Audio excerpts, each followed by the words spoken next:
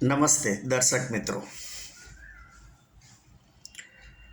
ઈશ્વર કૃપાથી ટૂંક સમયમાં આજે હું 50મો વિડીયો પ્રસ્તુત કરી રહ્યો છું. આજથી 30 વર્ષ પહેલાં મારા પિતાજી, જેમના અવસાનને 25 વર્ષ થઈ ગયા, તેમણે અમને સૌને એક લખાણ આપેલ. તે હું મારા વિશ્લેષણ સાથે પ્રસ્તુત કરું છું. સાદગી અને સિદ્ધાંત તેમના જીવનમાં વણાયેલા હતા. તેઓ દંભ, કુરિવાજો, અંધશ્રદ્ધાથી ઘણા દૂર હતા. એકટાણા, ઉપવાસ, મંદિરના ફેરા વગેરેમાં તેઓ માનતા ન હતા. તેમને કોઈ પિતૃ અથવા ગ્રહોનો ડરથી જરા પણ ચલિત કરી શકે તેમ ન હતું. એક પુત્રી અને પુત્રના લગ્ન ચીલાચાલુ રીતે કર્યા બાદ તેમણે 3 સંતાનોના લગ્ન સંપૂર્ણ સાદાઈથી કર્યા હતા. સાદાઈ એટલે કંકોત્રી છપાવવાની નહીં. વધારેમાં વધારે ઘરના 20 વ્યક્તિ જ લગ્નમાં હોય. મોસાળના કોઈ પણ નહીં, મિત્રો નહીં, અન્ય કોઈ સગાવાલા ન હોય. ઘરમાં જો જે રૂમમાં 40 વોટનો બલ્બ લગાડેલો હોય ત્યાં 60 વોટનો બલ્બ ન લાગે, અને પડોશમાં પણ કોઈને અંદાજ ન આવે કે આ ઘરમાં પુત્ર અથવા પુત્રીના લગ્ન છે. મેરેજને કોઈ અસાધારણ પ્રસંગ ગણવામાં ન આવે અને એક રૂટીન મેટર તરીકે જ ગણવામાં આવતી. એક વસ્તુ યાદ રાખજો કે જીવનમાં તમે જેમ તમારું બૌદ્ધિક સ્તર ઊંચું લઈ જશો અને ખોટી માન્યતાઓ અને કુરિવાજોને અનુસરવાનું બંધ કરશો તો તમે અસામાજિક થતા જશો. કારણ કે જેનામાં તમારા જેટલી સૂઝ અને હિંમત નથી તે લોકો જ તમારી ટીકા કરશે. મારા પિતાજીના અનેક પગલાંને વખોડવાવાળા અનેક સગા સંબંધીઓ હતા, પણ તેમણે ક્યારેય તેમની દરકાર કરી ન હતી.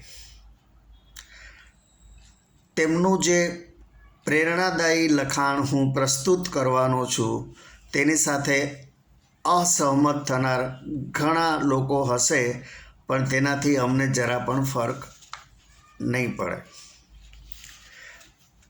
મારા પિતાજીના અવસાન બાદ જેણે મને શય્યાદાનની સલાહ આપી હતી તેમને મેં પૂછેલું કે શા માટે શય્યાદાન જરૂરી, તો કહે મૃત આત્માની સુખ સગવડ માટે.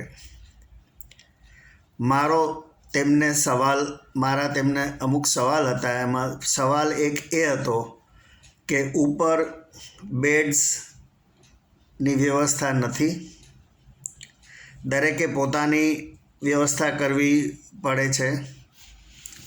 બીજું, અવસાન થયેલ વ્યક્તિના પાર્થિવ દેહને તો અમે અગ્નિ સંસ્કાર કર્યો છે, તો ઉપર શું જાય છે? તો મને કહે ઉપર માત્ર આત્મા જ જતો હોય છે. તો મારો સવાલ એ હતો કે તેની સાઇઝ શું હશે? તો કહે સૂક્ષ્મ, વાયરસ જેટલી. તો પછી તેના માટે 6 ફૂટનો બેડ, ઓશીકું, રજાઈ વગેરે શેના માટે? શા માટે એ જરૂરી? અને ઉપરાંત આપણે આપેલું આ બધું તો અહીંયા જ જોવા મળે છે, ઉપર જતું દેખાતું નથી. મારા પિતાજી કોઈ પણ સંતાન માટે સુપુત્ર અથવા સુપુત્રીનું વિશેષણ વાપરતા નહીં, તેમજ કોઈ પણ મનુષ્ય માટે પૂજ્યનું વિશેષણ વાપરતા નહીં. ખરેખર કોઈ મનુષ્ય પૂજનીય નથી જ. મારા દાદા દાદીના નામ હતા મણિભાઈ અને દયાબેન. ચાલો હવે આ લખાણ વાંચું છું. સ્વ મણિભાઈ દયાબેન પરિવારને વિનંતી કે જ્યારે અવસાન થાય ત્યારે માત્ર સ્થાનિક ખાસ અંગતને જાણ કરવી, કોઈની રાહ જોવી નહીં. મારો નિકાલ કર્યા બાદ 12 ગામ મર્યાદિત જાણ કરવી. મોટે ભાગે મારું અવસાન અમદાવાદમાં થશે અને પાકું થયે તુરંત સદવિચાર પરિવાર સંસ્થાનો સંપર્ક કરીને મારા દેહદાન ચક્ષુદાન માટે સુપ્રત કરી દેવો. અન્ય ક્યાંય બને તો ત્યાં જ દેહદાન ચક્ષુદાન માટે કોશિશ કરવી, નહીં તો અન્ય રીતે છેલ્લી ફરજ બજાવવી. ચીલાચાલુ ક્રિયાઓ વ્યર્થ છે, કશું કરવાનું નથી. છતાં તમને એ હિંમત ન રહે તો આર્ય સમાજની સલાહ લેવી અથવા તો અનુકૂળ દિવસે ઘરે ગાયત્રી યજ્ઞ કરવો. શય્યાદાન પંથીઓ વગેરે તો કરવાના જ નથી. બેસણા, સાદડી, ઉઠમણું, જાહેરાત વગેરે કાંઈ કરવાનું નથી. હું નથી ઈચ્છતો કે ગામ બહારના લોકો એ માટે કંઈ તકલીફ લે. સમાજમાં હું બહુ પરિચિત વ્યક્તિ નથી અને પાકટ ઉંમરે વિદાય એ રૂટીન બાબત છે. ખાસ અગત્યના સમાચાર નથી. વહેલી તકે સૌએ રાબેતા મુજબ થઈ જવું. ગંભીરતા અલગ બાબત છે, પણ સોગ્યા ન થવું. પરિવારની એકતા જાળવવી અને અલગ અલગ વ્યવસ્થા છતાં પરસ્પર ખ્યાલ રાખતા રહેવું. મારે સ્મૃતિ જાળવવી હોય તો મનમાં થોડો સમય સાચવવી, પણ એના માટે કોઈ ખર્ચ કે દેખાડો કરવો નિરર્થક છે. ગીતાજી, ગરુડ પુરાણ મને કંઈ નહીં કરી શકે. હકીકતમાં ન હું પછી તમારું હિત અહિત કરી શકીશ કે ન તમે કંઈ મારું વાત પૂરી. હું ખાસ મિલકત ધરાવતો નથી, અંગત દેવું પણ નથી. અનાયાસે રહું છું. એ નાનો ફ્લેટ મારા નામે છે.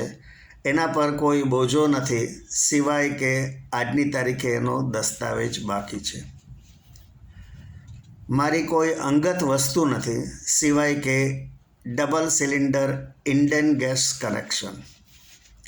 બેલેન્સ માત્ર એક જ જગ્યાએ સેન્ટ્રલ બેંક નવાવાડ શાખામાં સંયુક્ત નામે છે.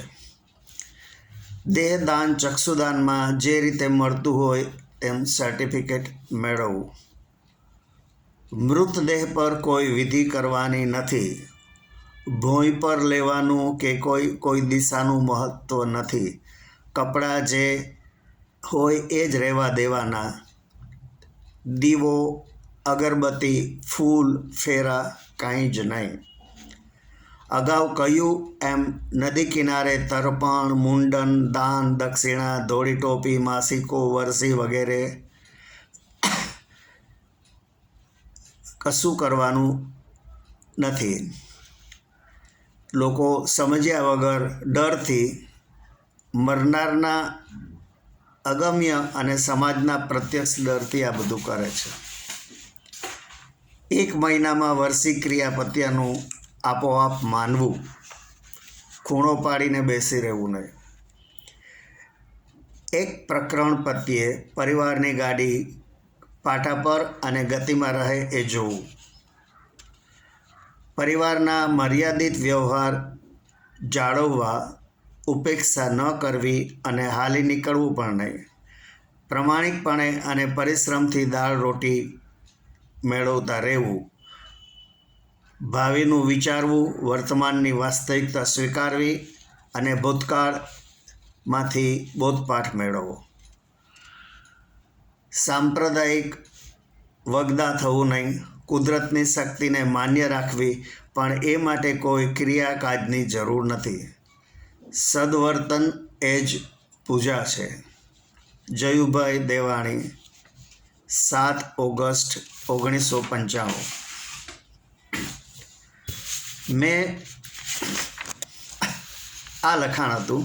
મેં પણ મારા પુત્રના અવસાન બાદ કોઈ પણ રીત રિવાજ અનુસર્યા નથી અને મારા અવસાન બાદ પણ કાંઈ જ કરવું નહીં એ પણ આ જાહેરમાં જ જણાવી દઉં છું.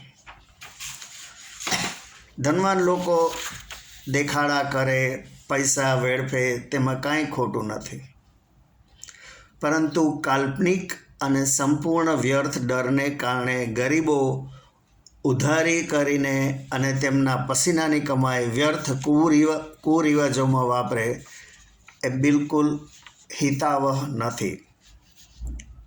એક બાજુથી કહેવામાં આવશે કે મૃત્યુ બાદ પુનઃજન્મ થાય છે અને આત્મા અમર છે, તો પિતૃનો રોલ કોણ ભજવે છે? પિતૃ અને ગ્રહોના ભય દેખાડી, વ્યર્થ વિધિઓ અને ખર્ચ કરાવી કહે છે કે મૃત્યુ બાદ આત્મા ઘરે આવે છે. શું કેનેડામાં કોઈનું મૃત્યુ થાય તો તેનો આત્મા તુરત જ ઘરમાં ભારતમાં પહોંચી જાય છે?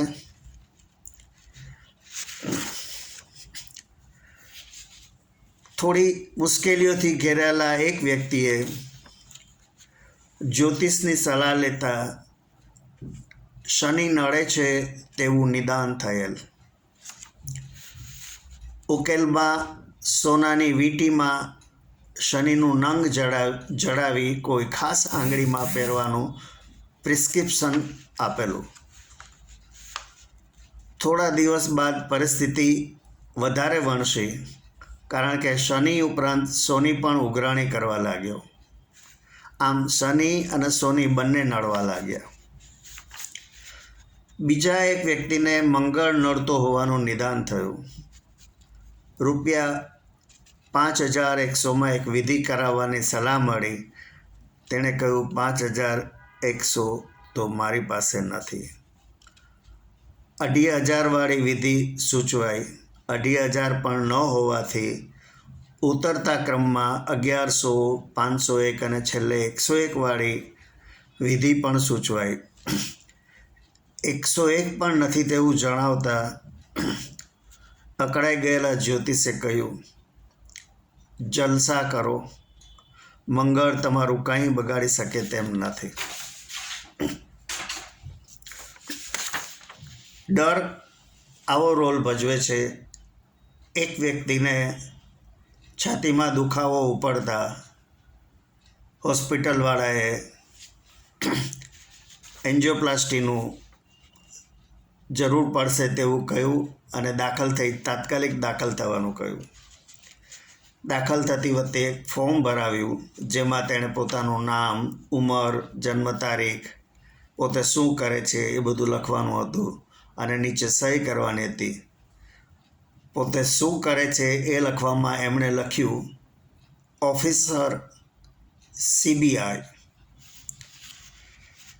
10 મિનિટ બાદ ડૉક્ટરે આવીને કહ્યું કે અમે લોકોએ તમારા રિપોર્ટનો બધાએ સ્ટડી કર્યો છે. અમને લાગે છે કે ગોળીથી સારું થઈ જશે. એનું કારણ એક જ હતું કે એ લોકો CBIનો મતલબ સેન્ટ્રલ બ્યુરો ઓફ ઇન્ટેલિજન્સ સમજ્યા હતા. ત્યારે આ ભાઈએ સેન્ટ્રલ બેંક ઓફ ઇન્ડિયામાં નોકરી કરતા હતા. જો તમારામાં હિંમત હોય તો તમે પણ એક લખાણ તમારા કુટુંબીજનોને આપી દો કે તમારા અવસાન બાદ ગુલાબના સુંદર પુષ્પોનો સોંથ ન વાળી નાખે, કોઈ પણ દેખાડો અને ખોટો ખર્ચ ન કરે. જે કરવું હોય તે અત્યારે જ કરો, પાછળથી બધું જ વ્યર્થ છે.